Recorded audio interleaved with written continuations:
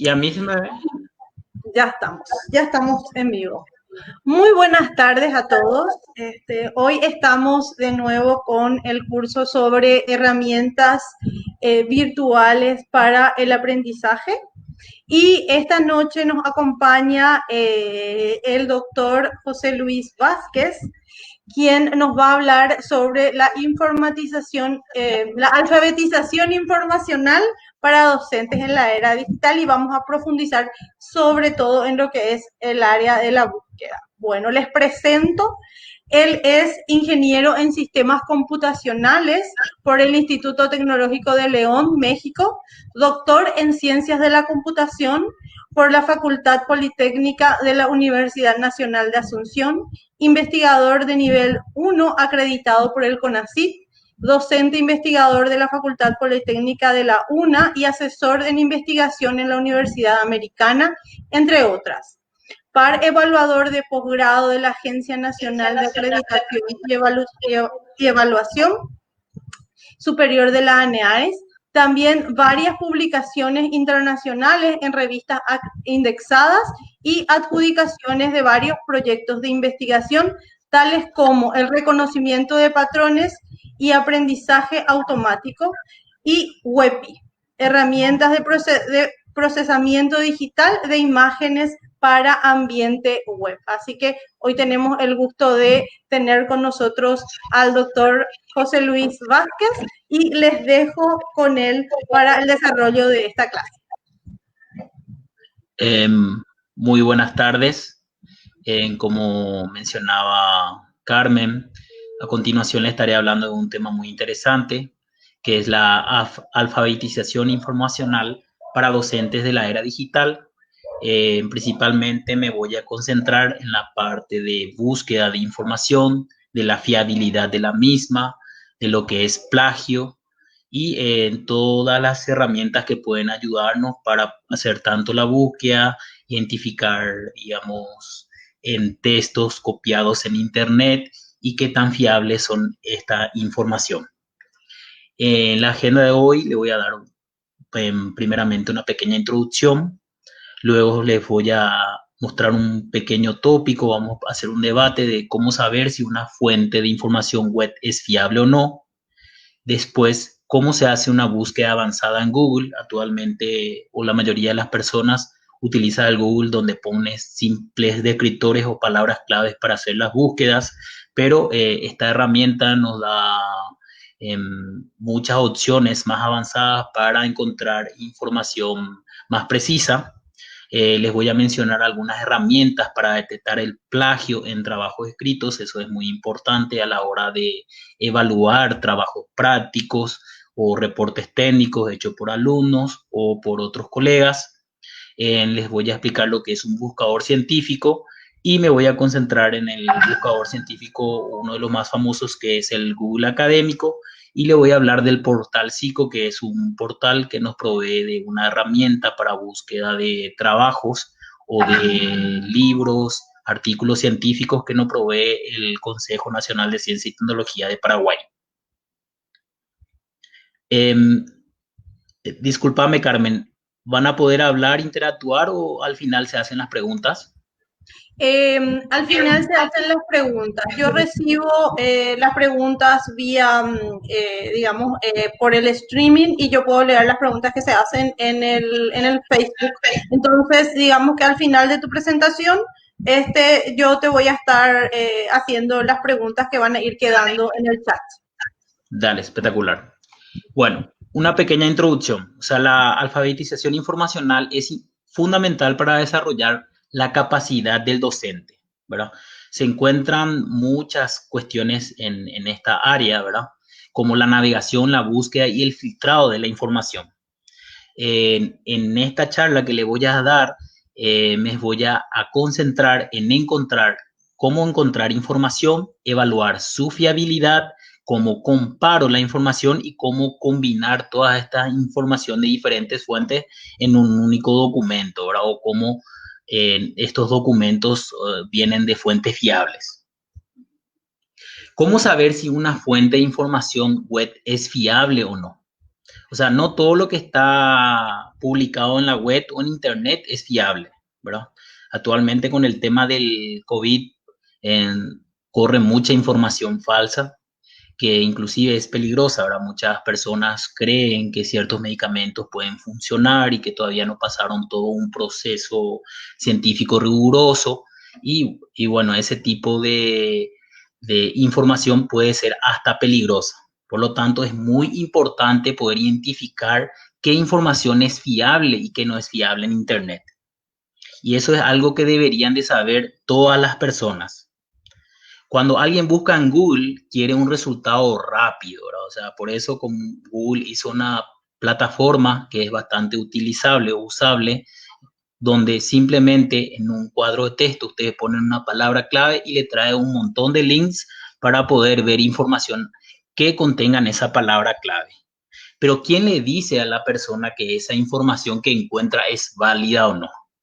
Muchas personas se dejan llevar por su intuición o por la posición de lo que resulta esa búsqueda. O sea, mucha gente quiere creer lo que le conviene muchas veces o por su intuición, ¿verdad? Él lee una información y bueno, ha de ser cierto. Yo luego, en cuestiones del COVID, hay ciertos medicamentos que ya se utilizaron para otras enfermedades y funcionaron y que aparentemente van a funcionar ahora. Entonces mi intuición dice, sí, a mí me funcionó para esto. Entonces cree, ¿verdad? Pero no todo lo que se dice necesariamente es cierto o está comprobado de que es cierto. Eh, entonces eso es muy dependiente de la fuente de la información. Cuando hacemos trabajos prácticos en escuelas o colegios, comúnmente utilizan el Wikipedia. Pero Wikipedia tiene un poco de controversia, ¿verdad? Hay algunos que defienden la fiabilidad de su información y hay algunos que están en contra. ¿Por qué? Porque Wikipedia puede ser, cualquier documento de Wikipedia, siempre que reúna unos requisitos, puede ser hecho por cualquier persona. Y lo que está ahí escrito no pasa una evaluación por pares, es decir, eso no pasa por una revista científica, por un conjunto de evaluadores del área específico que vos estás publicando para saber si lo que decís ahí es cierto. Pero, no obstante, existe una publicación, ¿verdad? Un estudio elaborado por la revista Nature, que es una de las revistas, que es la revista más prestigiosa a nivel mundial en cuestión de factor impacto, que llegó a la conclusión que Wikipedia es tan confiable, por ejemplo, como la Enciclopedia Británica, ¿verdad? Eso porque en Wikipedia fue abriendo el espacio para que sea una participación colectiva a la hora de actualizar los datos, etcétera, pero puso algunos requerimientos para que uno pueda publicar los datos, ¿verdad? O sea, que pueda publicar la información. ¿De qué o quién nos tenemos que fiar para conseguir información fiable? Según la Wikipedia, ya que estábamos hablando de eso, hay unas normas básicas en cuanto a sus fuentes fiables. Normas básicas que dicen que los artículos deben utilizar principalmente fuentes fiables. O sea, una de las condiciones para subir información en Wikipedia es que todo lo que vos afirmes ahí tiene que venir de una fuente fiable. Tiene que ser independiente y tiene que estar publicado en algún lugar. ¿Está bien? Y dichas fuentes pueden ser publicaciones especializadas, prensa generalista, pero no autopublicaciones. O sea, no puede ser libros autopublicados, páginas web personales o foros de discusión. O sea, yo no puedo poner una información que solamente corrió en un foro de discusión entre un grupo de personas o aparece en una red social. Entonces, siempre que yo tenga una información que pueda referenciar y esa referencia sea fiable, ya sea por una publicación científica o una prensa generalista, entonces ese tipo de información va a ser publicado en Wikipedia. Entonces, las mismas condiciones, los mismos filtros que aplica Wikipedia, nosotros podemos tener a la hora de saber si una información es fiable o no. Bueno, es lo que considera Wikipedia a la hora de redactar sus artículos y conseguir sus fuentes, ¿verdad? Todo lo que le estuve mencionando. Recomendaciones que pueden ser aplicadas como norma a la hora de realizar un trabajo. Pero, ¿qué hacemos con nuestras búsquedas en Google? No son fiables si son enlaces o blogs o páginas web sea, ¿qué pasa cuando la información no es de Wikipedia o no es de una revista científica? ¿Es fiable o no? Y bueno, son fiables hasta que no se descubra lo contrario, aunque yo particularmente tomo la postura contraria, es decir, no son fiables hasta que no compruebes su fiabilidad y veracidad. Es decir, yo leo algo y no lo tomo como cierto hasta que no encuentre que una persona respetable en algún medio en serio lo haya publicado y que haya un estudio, digamos, que se garantice su reproducibilidad, etcétera. 5 consejos rápidos para evaluar la fiabilidad de la información web.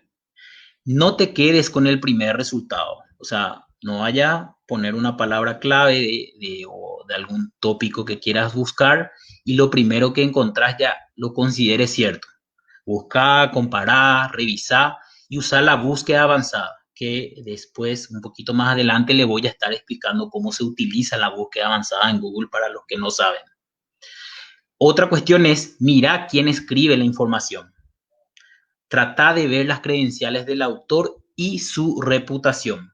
Es muy diferente que un médico, ¿verdad? Especialista en farmacología, etcétera, de alguna opinión en un medio personal o en cualquier otra vía con respecto a lo que estamos viviendo con respecto al COVID y probables tratamientos, a lo que diga Juan Pérez, ¿verdad? De tal país que no tiene, digamos, credenciales ni reputación, digamos, no tiene ninguna habilitación con respecto al tema, ¿verdad? Entonces, es muy importante saber de quién viene la información y cuál es la reputación que tiene esa persona. Luego vamos a ver que en el Google académico, que es un buscador científico, se generan ciertos perfiles, donde ustedes pueden ver los perfiles de los científicos, pueden ver los diferentes trabajos que tienen, en qué lugares publican, qué tipo de impacto tienen sus publicaciones, y bueno, y eso le genera cierto tipo de reputación. Otra cuestión es tener en cuenta el medio en el cual se publica dicho contenido, por si pudiese haber algún tipo de sesgo en la información. O sea, comúnmente la información que viene de una prensa generalista, que no es un medio de divulgación eh, que no tenga intereses de por medio,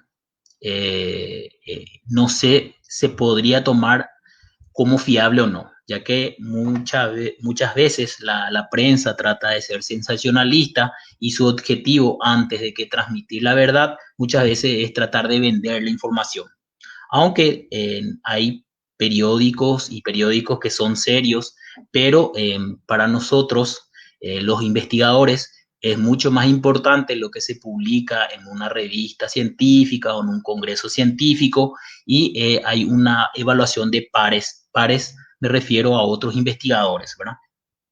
Tienen que ver también si el contenido es actual, original y correcto, ¿verdad? O sea, eh, eh, la investigación y los diferentes temas de investigación van actualizándose. Por ejemplo, en el área de tecnología es totalmente cambiante, ¿verdad? Entonces, lo que anteriormente no se podía hacer, hoy día sí ya se puede hacer. Entonces, es muy importante la fecha en la cual salió la información. Hay que ver qué tan original es. Tienen que ver el escrito, ¿verdad? Porque información seria comúnmente tiene una estructura de escrita, una estructura escrita bastante formal. Tiene que haber un razonamiento lógico y sí o sí tiene que citar fuentes de información. Es decir, si yo doy una afirmación que no lo puedo comprobar de manera experimental, tengo que dar una referencia en el cual yo pueda comprobar de que eso es cierto.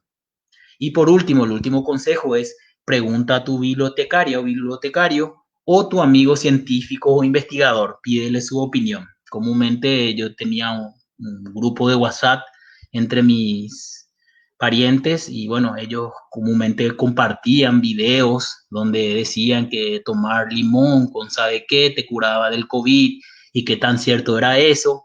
Bueno, y como tengo un poquito de experiencia en investigación, yo les podía afirmar que eso todavía no está comprobado, que no hay ninguna publicación al respecto. Entonces, hay personas como las que estudian en para ser bibliotecaria o personas que hacen investigación científica que, digamos, tienen más herramientas para poder determinar si una información es fiable o no.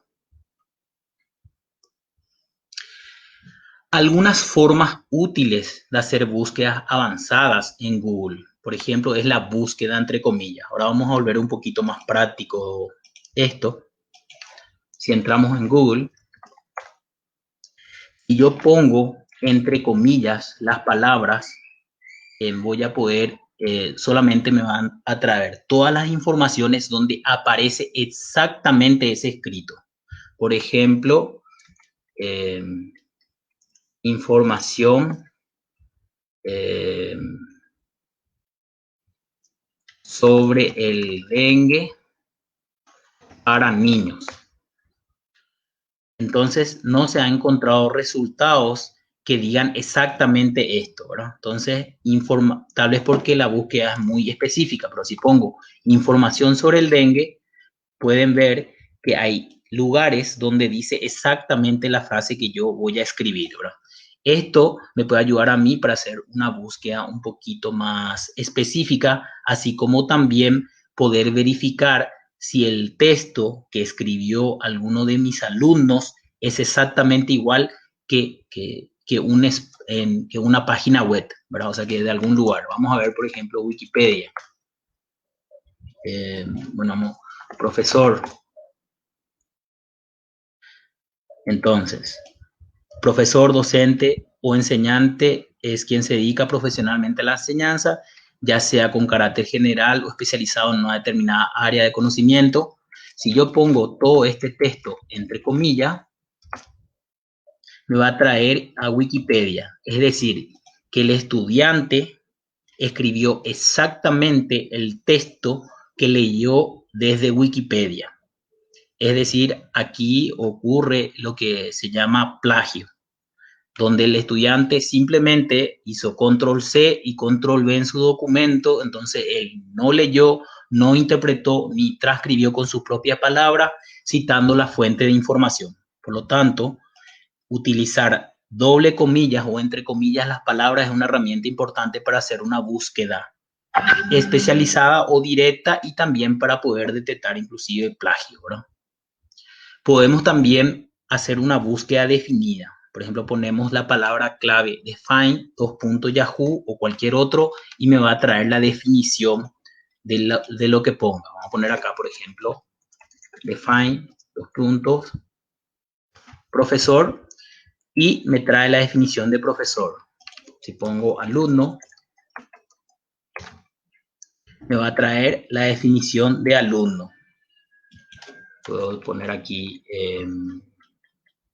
en plagio y me va a traer la definición de plagio, ¿verdad? Entonces, si yo quiero la definición de una palabra rara para mí en otro lenguaje o en el lenguaje español, que no tengo, digamos, es una palabra extraña para mí, puedo utilizar esta palabra clave, dos puntos y el término y me va a traer su significado. El comando más, cuando yo añado justo antes de una búsqueda, estoy diciendo a Google que me muestre exactamente ese término, excluyendo sinónimos, acrónimos y demás. Si le pongo el símbolo menos, en realidad es que me busque todo excepto esa palabra. O sea, va a excluir esa palabra. Entonces, si yo pongo ahora acá dengue más niños, entonces me va a traer todas las informaciones que encuentra o todos los tópicos, la página web que tengan la palabra clave dengue y niños. Pero si yo le pongo dengue menos niños, en realidad me va a encontrar todas las informaciones de dengue, pero que no aparezca la palabra clave niños. Eso es muy importante también para hacer una búsqueda en Google, en la búsqueda estándar. Y el comando asterisco, eso funciona como un comodín. Cuando lo pones delante de una palabra y dentro de una frase, le está diciendo a Google que busque la frase exacta que le pedís, pero que puede intercambiar la palabra al asterisco por cualquier otra. Vamos a poner acá búsqueda exacta de palabra. Entonces aquí solamente me trajo una página que dice exactamente esta frase, que es búsqueda exacta de la palabra. Pero si yo pongo en vez de exacta un asterisco, me va a traer todos los lugares donde dice búsqueda y puede tener algo, por ejemplo, como búsqueda sencilla de palabra, o puede no aparecer nada, donde el asterisco funciona como un comodín a la hora de buscar en Google.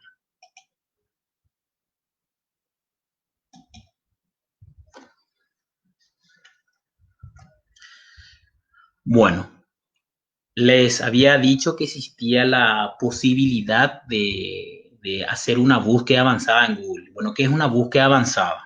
La búsqueda avanzada en Google nos va a permitir buscar artículos, bien con todas las palabras, con la frase exacta, con al menos una de las palabras, sin las palabras, donde las palabras aparezcan, de la misma forma que la búsqueda en la web. Podemos hacer el uso de las comillas. Entonces nosotros podemos entrar aquí en búsqueda avanzada,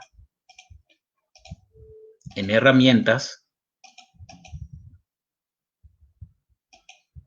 o en preferencias, búsqueda avanzada, y acá podemos poner, por ejemplo, yo pongo Watershed Transform, me pone todas las palabras importantes que aparezcan donde aparezca este término. Puedo poner la palabra exacta, cualquiera de las palabras, o sea, cualquiera de las palabras que pueden aparecer, ninguna de las palabras, números con sus medidas, puedo poner el idioma, puedo restringir que solamente me aparezca en español o información de cierta región.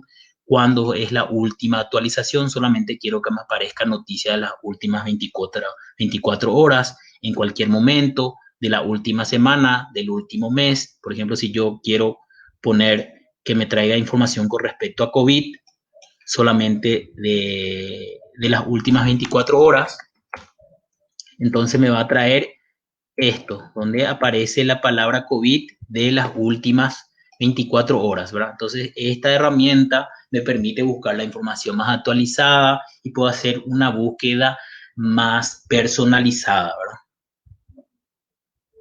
Es una herramienta interesante también para la búsqueda. Entonces, ustedes van a irse en la página de búsqueda avanzada, pueden poner este link si quieren anotar o si está grabando la charla Carmen o como les mostré en la pantalla de Google, y ingresan los términos en la sección mostrar páginas que contengan, seleccionan todos los filtros que ustedes quieren, restringen los tiempos, las palabras que tienen que poner y simplemente le dan clic en búsqueda avanzada. Es decir, ustedes pueden tener una búsqueda más personalizada, no solamente poniendo la palabra clave en Google.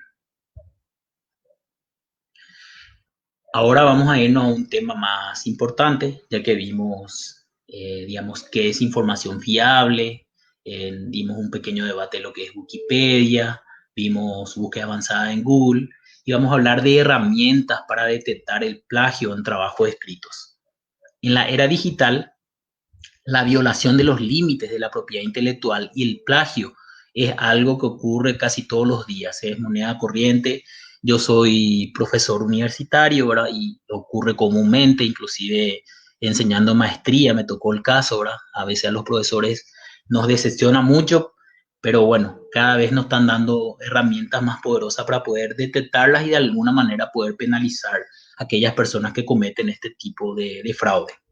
Entonces, un plagio consiste simplemente, por ejemplo, en copiar y pegar, ¿verdad? Eso comúnmente lo utilizan y más en cada vez niveles más bajos, en primaria, etcétera.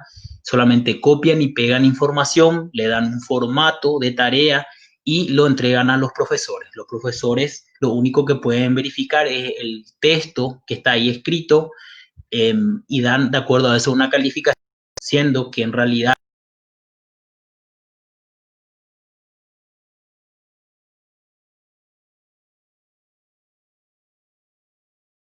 instituciones educativas en países de primer mundo y debería hacerlo aquí en Paraguay, debe considerar el plagio como una falta grave que puede ser sancionada. Muchas veces en la universidad nosotros sancionamos con invalidación de la tarea. Algunos más fuertes del examen, otros inclusive de la materia, pero de acuerdo a un código de ética de la institución, eso podría implicar inclusive la desmatriculación del estudiante, ¿verdad? A partir de la popularización de esta práctica, es decir, que es algo que se viene haciendo ya hace mucho, en tantos docentes y estudiantes han incorporado herramientas para detectar el plagio con facilidad. Existen muchas herramientas, yo les voy a mencionar dos de herramientas que existen. Una es de paga, por lo tanto no les voy a poder mostrar el uso, pero es una de las herramientas más completas que hay, que es el Turnitin. Esta es una de las herramientas de detección de plagio más completa. Dispone de una amplia base de datos y elabora informes de su desempeño. Hay que tener en cuenta de que se trata de un servicio de pago y si están interesados deben entrar en la página web y solicitar un presupuesto. Para una publicación de un trabajo, de una investigación que estamos haciendo actualmente, la editorial, porque vamos a publicar como un capítulo de un libro, nos dice que entreguemos el documento escrito junto con un informe de esta herramienta del Turnitin, donde esto lo que hace es comparar textos. Tengo acá el trabajo que he hecho, le tuve que pedir a una persona que tenía la licencia que me pase por su herramienta y le voy a mostrar el ejemplo de la salida de ese análisis de esa herramienta, ¿verdad? Acá tengo el trabajo, ¿verdad? Que estamos escribiendo para publicar en un capítulo del libro, ¿verdad? Acá pueden ver mi nombre, mi autor y los colegas con los cuales estoy escribiendo. Este es el nombre del trabajo. En el informe te dan una fecha de entrega, te dan un identificador, cómo se llama el archivo, ese mismo archivo es el que tengo que someter para que se publique en el libro, cuántas palabras tiene el contenido o el reporte técnico y cuántos caracteres tienen. Bueno, y este documento en PDF, ¿qué es lo que ellos hacen? Ellos van anotando las coincidencias de texto que encuentran. Bueno, ellos ponen acá 26, anotan con un resaltador este documento y se puede ver que 26 es alguna referencia a un artículo. Podemos ver que ellos lo que están haciendo mención es que en otros documentos aparece Facultad Politécnica, Universidad Nacional de Asunción, San Lorenzo, Paraguay, y aparece JL Vázquez, hlegal@pol.una.pi. Bueno, eso no es un plagio porque nosotros pertenecemos a una institución y en los documentos que nosotros escribimos siempre tenemos que poner el nombre de la institución y nuestro correo. Si nos vamos a la referencia 26, no podemos ir abajo. Todo esto hizo la herramienta del Turnitin.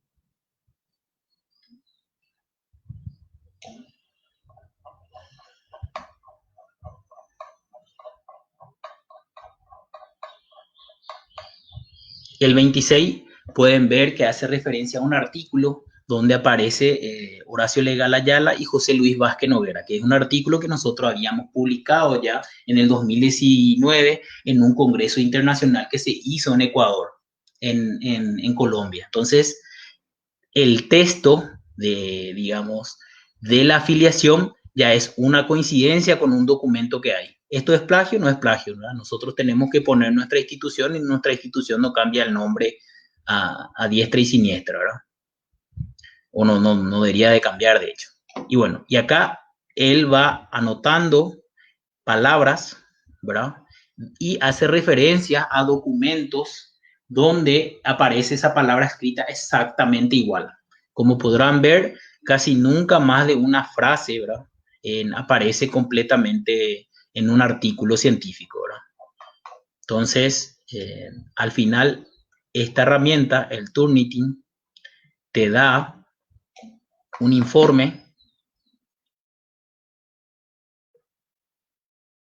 que es todo el documento, y te dice que hay un 19% en similitud con otras fuentes, 13% son de fuente de internet, 18% publicaciones y 4% trabajo del estudiante. Entonces dice, para este libro, que es de la editorial Springer, hay un 2% de similaridad. Para este trabajo, que es un trabajo nuestro también, aparece un 2% de similaridad. Para este 1, y así, acá dice mayor que 1 y dice los diferentes documentos en los cuales aparece, digamos, palabras textuales en otros documentos científicos. Entonces, esta herramienta te da esa posibilidad de este diagnóstico donde hace similaridad de texto. Y ahí ustedes podrán ver si en realidad el estudiante no hizo una lectura de diferentes documentos, no hace las referencias, o él hace afirmaciones y no está referenciando algo que le pertenece a un artículo científico y no a él. Entonces, esa es una herramienta pagada que es bastante completa. Una consulta, José Luis. ¿A partir de cuánto por ciento se considera plagio? O sea, ¿a partir de cuánto por ciento consideran plagio, por ejemplo, que un documento tenga? En realidad, no, el porcentaje de similitud es del 19% en este caso, ¿verdad? No es un porcentaje, sino las frases completas. Si yo doy una afirmación y no hago una referencia y lo escribo totalmente igual, entonces significa... ¿Qué pasó? Entonces ahí se considera, o sea, ahí se anula, digamos, por ejemplo, acá es algo llamativo, ¿verdad? En esta única frase, ¿verdad? Porque prácticamente toda la frase aparece en 31 y yo estoy referenciando a 4. Puede ser que 31 sea un documento más viejo y fue realmente el que dijo esta frase y tengo que referenciar, ¿verdad? O la herramienta me dio esto. Esto es la manera de escribir en el inglés donde yo dijo, en la sección 4 presenta los resultados obtenidos en los experimentos. Digamos que no es la idea central del trabajo, sino es un estilo de escrito que tenemos los investigadores. Entonces no es solamente el porcentaje, sino un análisis de la persona donde él ve las coincidencias y ve realmente qué es lo que está coincidiendo o es similar a otros documentos. O sea, el plagio en sí sería de hacer afirmaciones que hay en otros lugares y hacerme como mías, no hacer las referencias y hacerlo de manera textual. Por ejemplo, la gente malinterpreta que yo ponga hay agua en Marte para hacer una exageración, que es una afirmación. Yo debo, si yo no lo demuestro, no hice ningún experimento, no mandé ningún robot, no trabajo en la NASA, eso es una afirmación que yo no lo puedo comprobar. Entonces yo tengo que hacer una referencia a un documento técnico donde yo puedo comprobar que esa afirmación es cierta.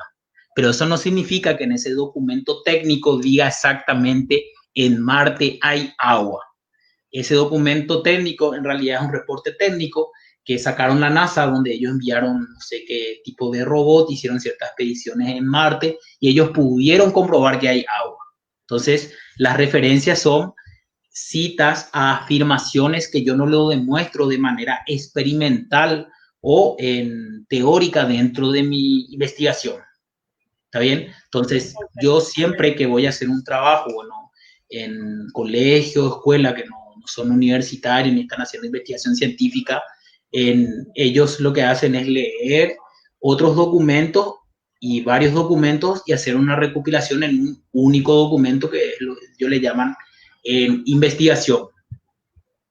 Ellos no pueden hacer una copia textual de ninguna frase, párrafo ni nada. Ellos lo que deben hacer es leer, entender, transcribir la misma idea con sus palabras, conectar cada una de las secciones que tiene su documento, cada uno de los párrafos y todas las afirmaciones que ellos pudieron sacar de lo que leyeron, ellos tienen que citar.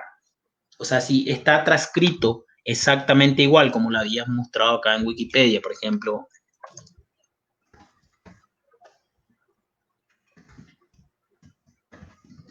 Profesor, si el alumno en su trabajo práctico agarra, escribe exactamente igual y yo veo que eso es de Wikipedia, en realidad eso es un plagio. ¿Por qué? Porque él solamente leyó, copió y pegó. Él debería de decir la misma idea, pero con sus palabras, ¿verdad? O sea, él tiene que haber una interpretación de la información. No puede ser que él agarre simplemente copie y pegue. Comúnmente eso pasa en las tareas de primaria y secundaria, donde no solamente es un párrafo, sino es todo el contenido. Vos querés algo del profesor y ¿qué es lo que hace el alumno? Agarra Wikipedia, copia y pega copia todas las secciones y en realidad el estudiante no hizo ningún labor interesante, sino simplemente agarró, copió, pegó, inclusive las imágenes, ¿verdad?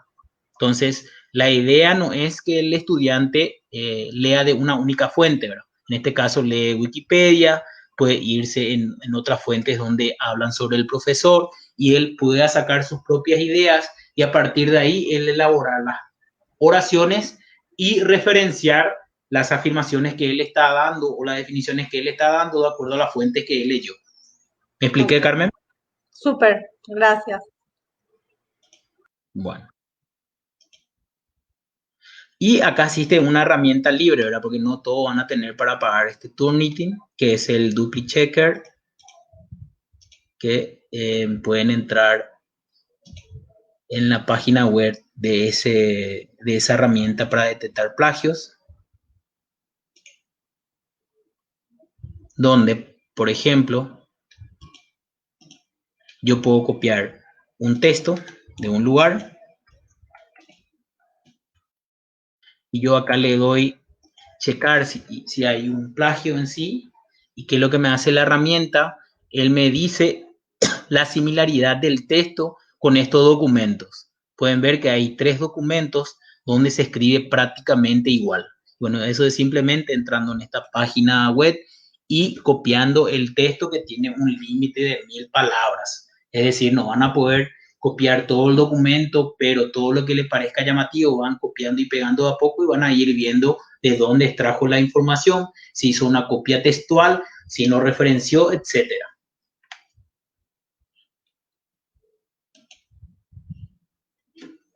¿Está bien?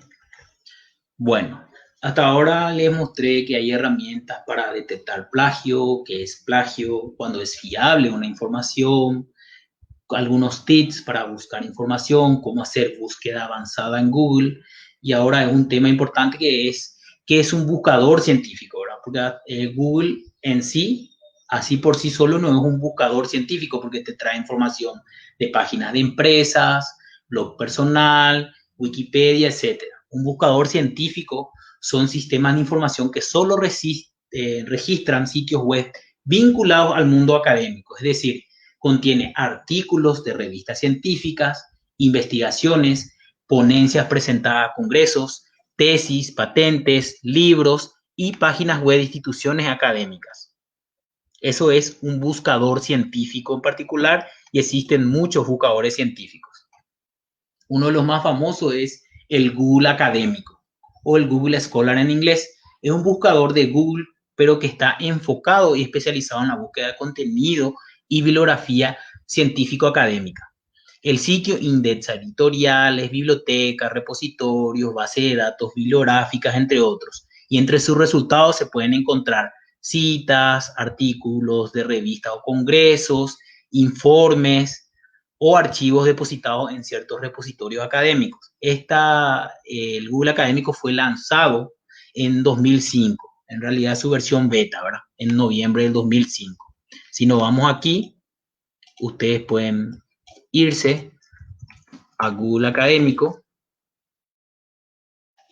En realidad tiene la misma estructura, tiene un cuadro donde ustedes pueden poner texto, pero el texto o el algoritmo que utiliza está muy enfocado a buscar artículos científicos, libros o orientados a la academia científica, ¿no? Vamos a ver un poquito más de Google Académico para ver cómo usar. ¿Cómo funciona? Él jerarquiza los resultados usando un algoritmo muy parecido al de Google Scholar, ¿verdad?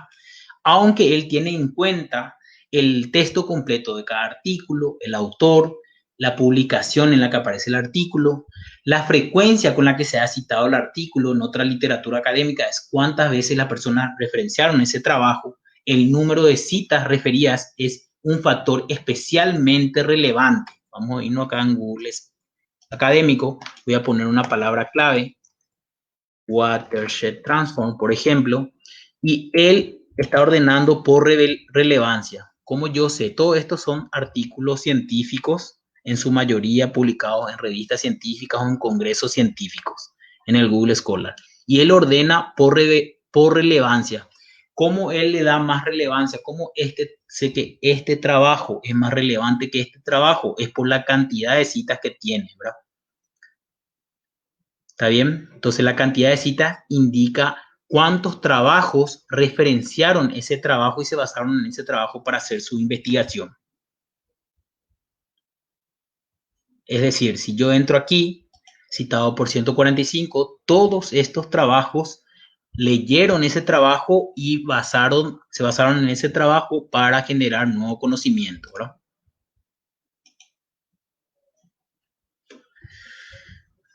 Es una herramienta, el Google Académico es una herramienta interesante para la investigación, ya que permite encontrar nueva información y más actualizada a partir de un artículo conocido.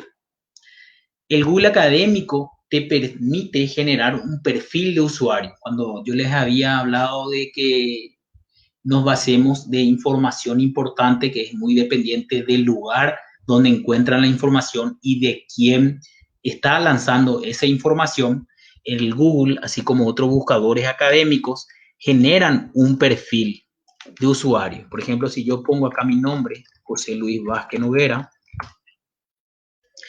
yo tengo aquí, podrán ver mi perfil científico. Bueno, ¿y qué pueden encontrar en el perfil científico? Bueno, acá viene mi lugar de trabajo, que dice que es la Facultad Politécnica de la Universidad Nacional de Asunción. O sea, yo pertenezco a una institución que está dedicada a la academia y a partir de esta institución yo me encargo de hacer investigación y publicar trabajos científicos. Bueno, acá a partir de mi perfil ustedes van a poder ver diferentes trabajos científicos que están publicados en diferentes revistas científicas o congresos científicos, ¿verdad?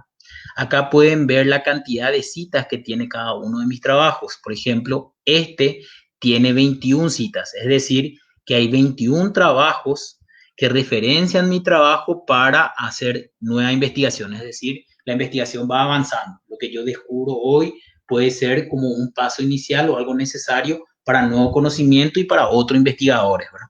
Inclusive para el mismo grupo.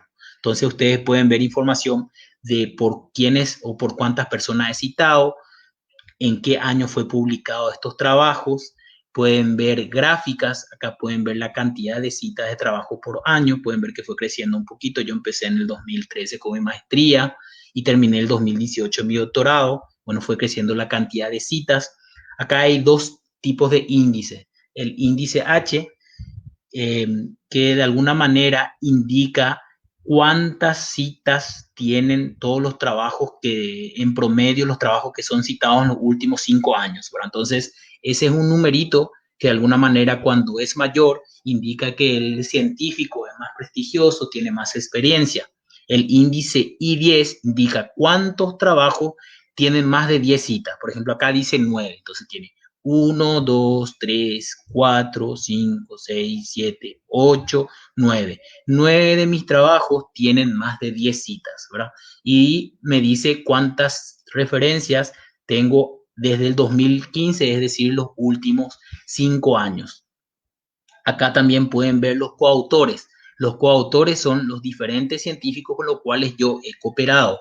Horacio Legal Ayala, por ejemplo, es mi tutor de tesis, Diego Pinto es un investigador de la UNA, Julio Melo es mi estudiante de doctorado, Miguel García es un colaborador de España, y bueno, y acá pueden ver diferentes autores, colegas, alumnos con los cuales yo al menos comparto un artículo científico, ¿verdad?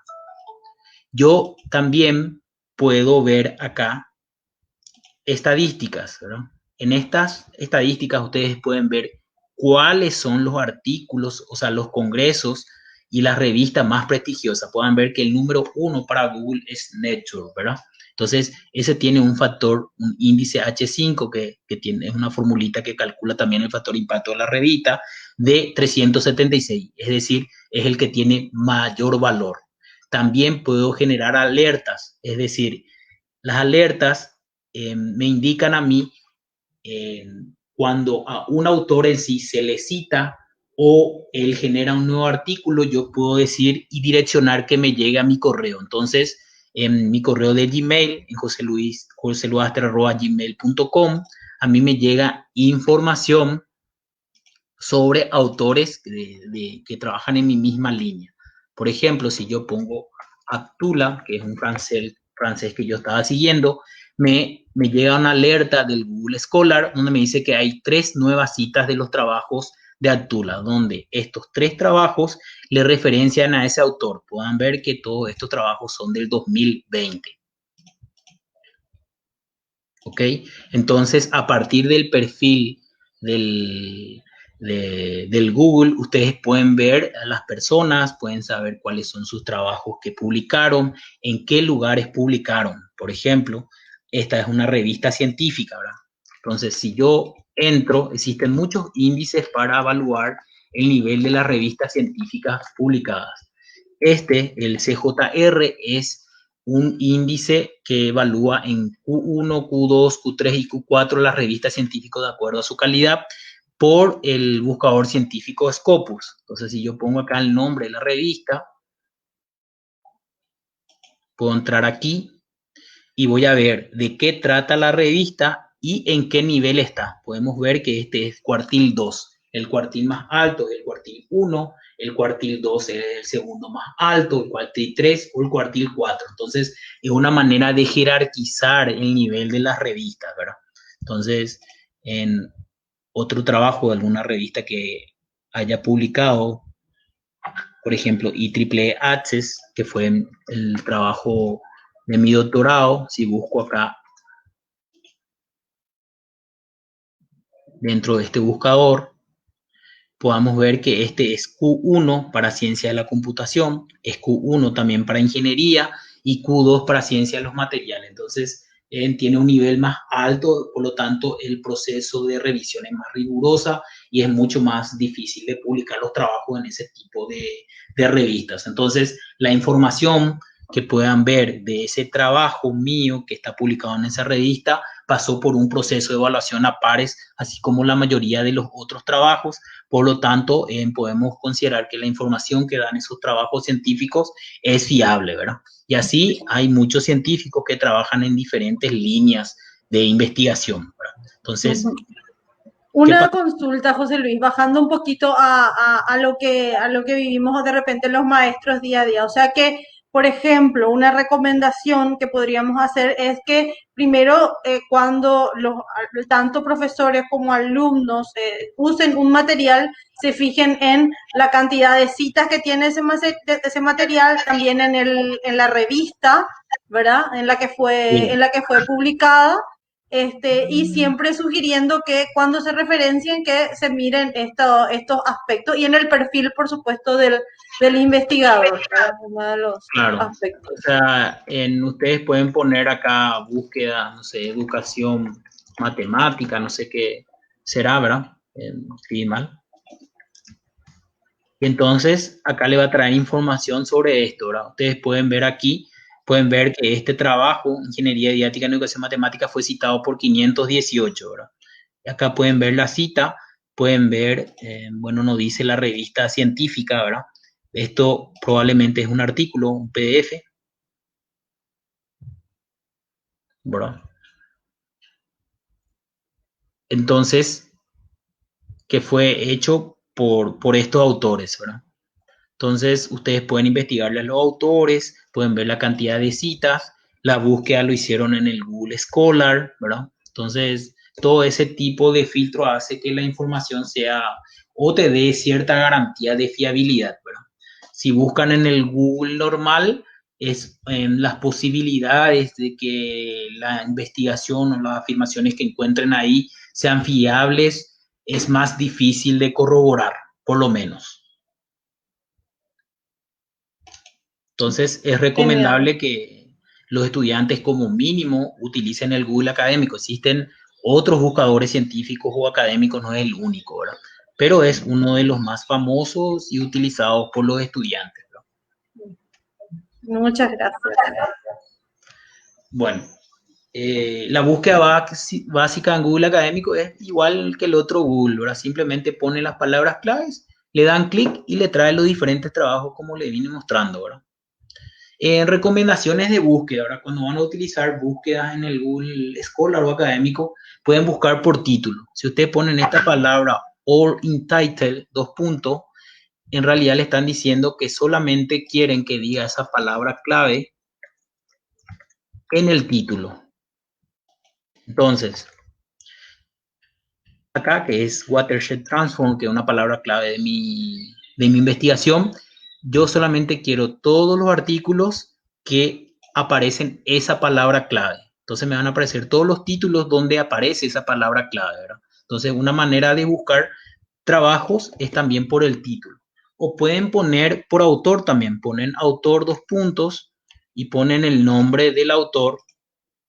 Por ejemplo, pueden poner autor 2 puntos y ponen José Luis Vázquez y van a traer los diferentes trabajos que tiene este autor, ¿verdad? Ustedes ya identificaron un autor que trabaja en cuestiones que a usted le interesa, entonces le va a traer solamente los trabajos de esa persona, ¿verdad?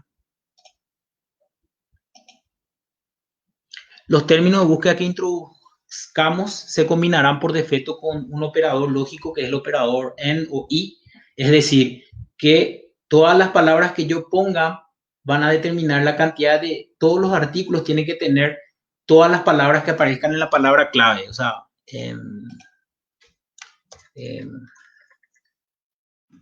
dengue y niño. Entonces, todos estos que van a aparecer, tiene que aparecer tanto dengue como niño, o sea, hace un ilógico. Tiene que aparecer este y este para que sea, o sea, bajo ese criterio va a encontrar los trabajos científicos, ¿verdad? Aquellos trabajos que solo mencionan al dengue y no niño no van a aparecer en la búsqueda, o solamente diga niño y no diga dengue no va a aparecer.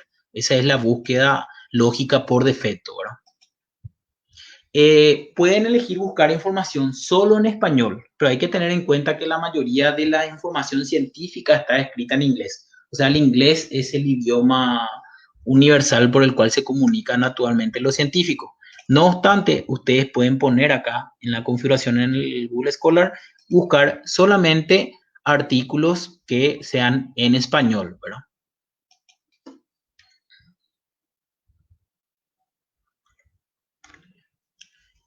¿Cómo pueden encontrar artículos más recientes?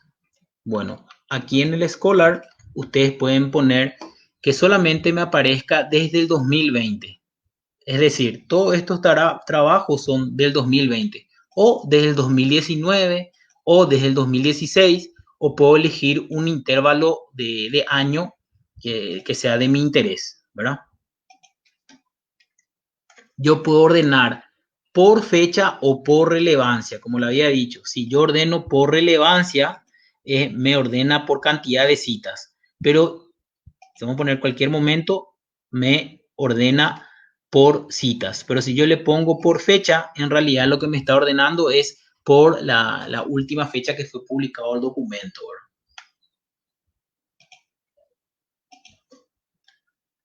El icono del sobre sirve para configurar tus alertas. Si ustedes en realidad quieren una información específica, crear alerta, pueden poner dengue niño o alguna palabra clave, y cuando aparezca un artículo que tenga estas palabras claves, que me envíe a este correo electrónico. Es decir, en su Gmail o en cualquier correo particular, le va a llegar cada vez que aparezca una nueva información sobre un tema en particular. Por ejemplo, a Carmen le interesa la parte de la moda y no sé qué tipo de moda con cuero, puede poner moda y cuero, entonces pone su correo y siempre que aparezca moda y cuero, le va a llegar a su correo personal el artículo que tenga esas dos palabras claves, ¿verdad?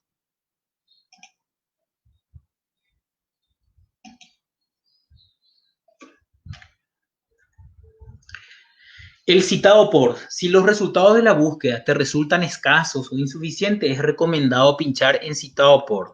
Como les había dicho, por ejemplo, yo tengo solamente 7 resultados, ¿verdad? Con esto.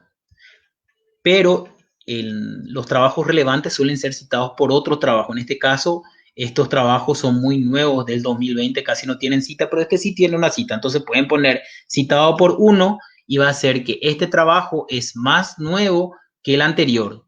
Los trabajos más relevantes, ¿verdad?, son los que tienen más cita. Entonces ustedes, por ejemplo, quieren más información y pueden ver todos los trabajos que les citan a ese trabajo en particular.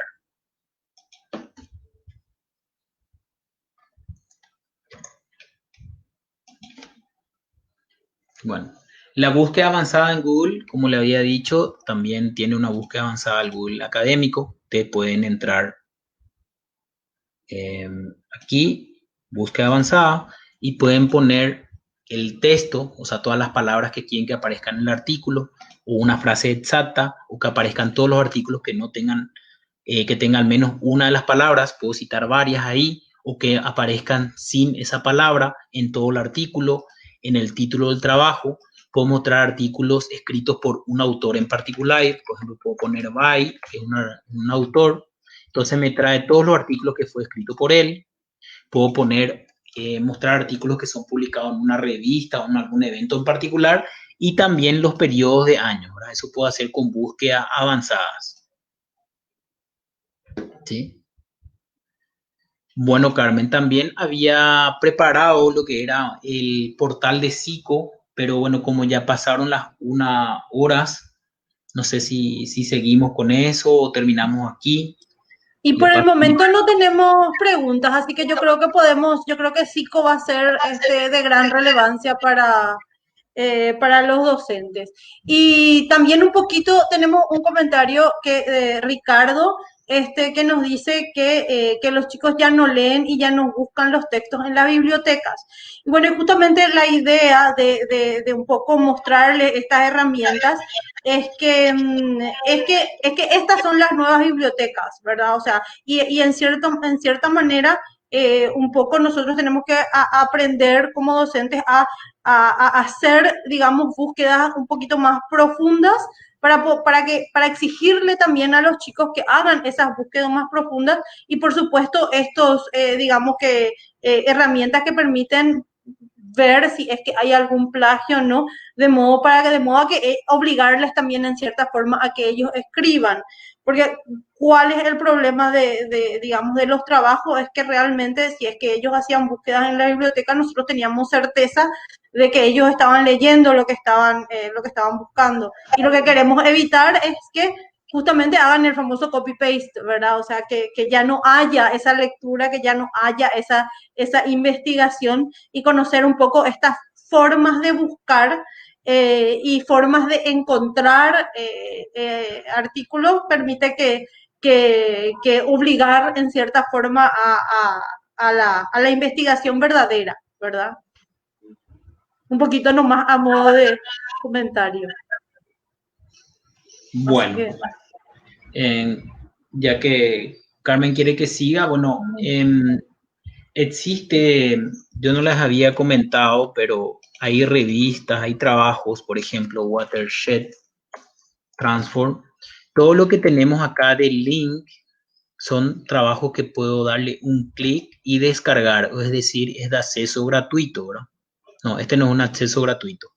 Este es un artículo que yo debería de poder comprar. ¿Está bien? Tengo que escribirme o ser parte de esta editorial y pagar digamos, unas regalías para poder acceder a un conjunto de artículos o comprar el artículo en particular.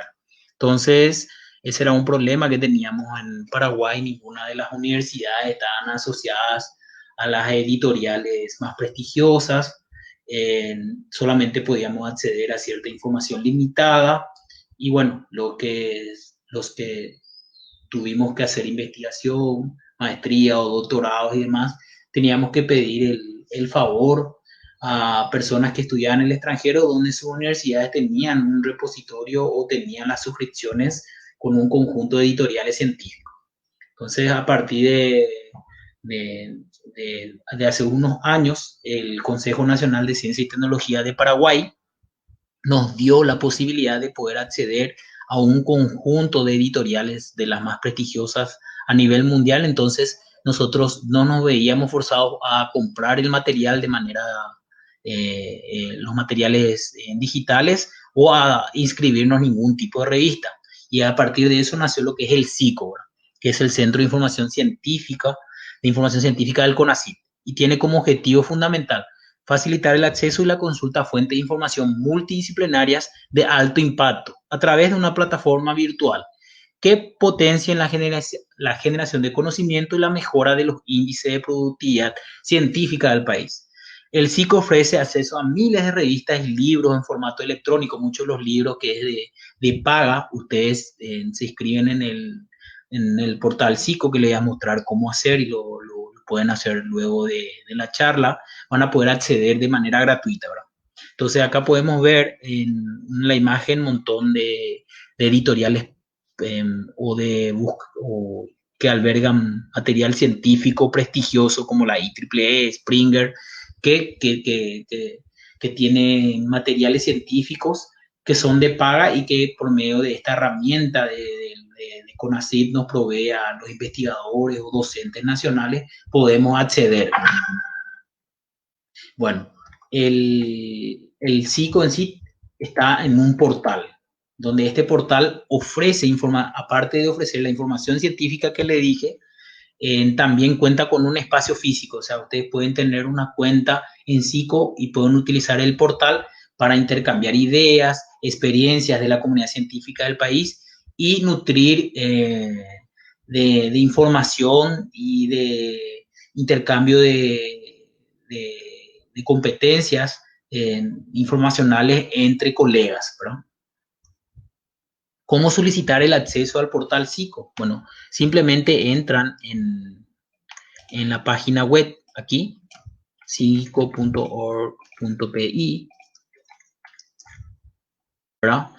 Y aquí hay una ventanilla, o sea, una pestaña que se llama registro de usuario, ¿verdad? Entonces vamos a ver acá en la presentación y donde ustedes tienen que completar con sus datos personales.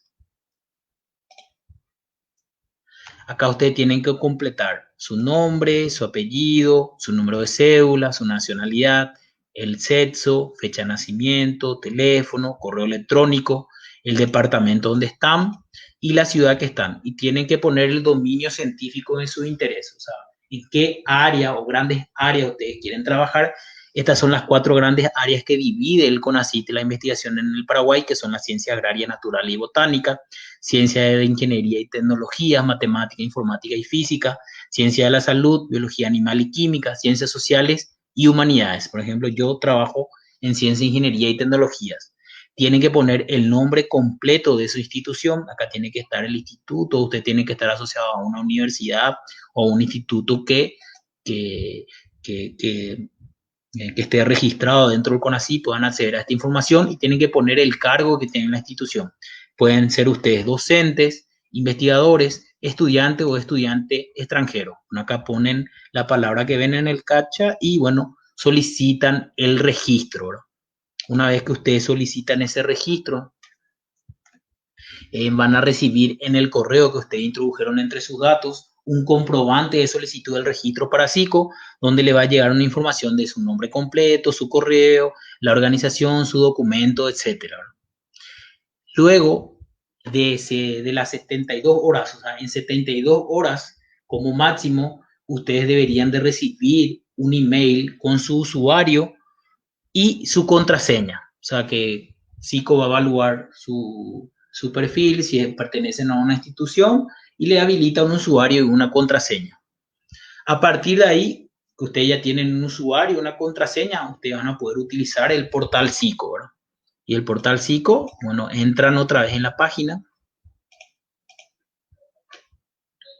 que es esta, y tienen que entrar en ingreso, ¿verdad?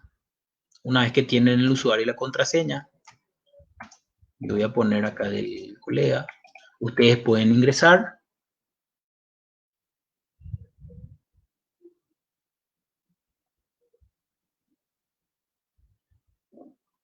Pueden iniciar la búsqueda. Y ustedes ahora ya pueden poner acá palabras claves, por ejemplo, transformada watershed, como yo había puesto anteriormente.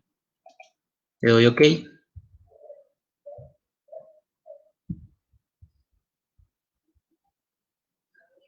¿Qué pasó? Escribí mal.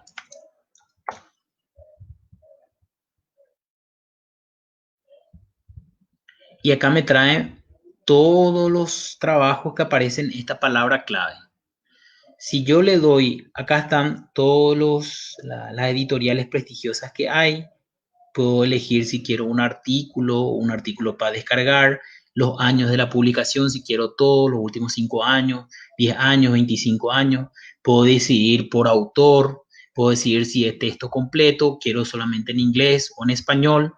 Pero para ver un ejemplo de este sentido, si yo quiero este artículo en particular,